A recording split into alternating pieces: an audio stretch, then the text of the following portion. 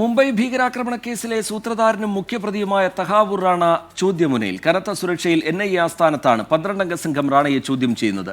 തഹാവൂർ റാണയെ ഇന്ത്യക്ക് കൈമാറുന്നതിന്റെ ചിത്രങ്ങൾ അമേരിക്ക പുറത്തുവിട്ടു. ഡൽഹി NIA ആസ്ഥാനത്ത് പ്രത്യേകമായി ക്രമീകരിച്ചിരിക്കുന്ന സെല്ലിലാണ് തഹാവൂർ റാണയെ പാർപ്പിച്ചിരിക്കുന്നത്.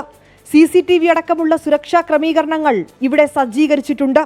12-അംഗ അന്വേഷണ സംഘം രാവിലെയോടെ NIA ആസ്ഥാനത്തെത്തി തഹാവൂർ റാണയുടെ ചോദ്യം ചെയ്യൽ ആരംഭിച്ചു.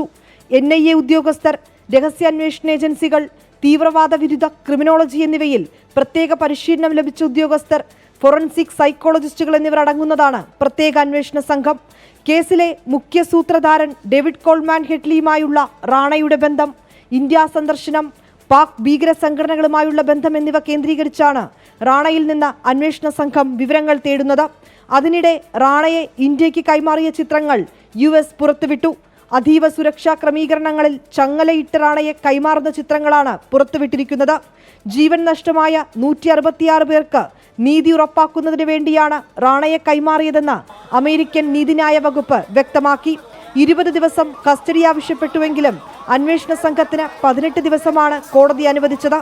ഇതിനുള്ളിൽ തഹാവൂർ റാണയിൽ നിന്ന് ഭീകരാക്രമണവുമായി ബന്ധപ്പെട്ട് പരമാവധി വിവരങ്ങളും തെളിവുകളും ശേഖരിക്കുകയാണ് അന്വേഷണ സംഘത്തിന്റെ ലക്ഷ്യം.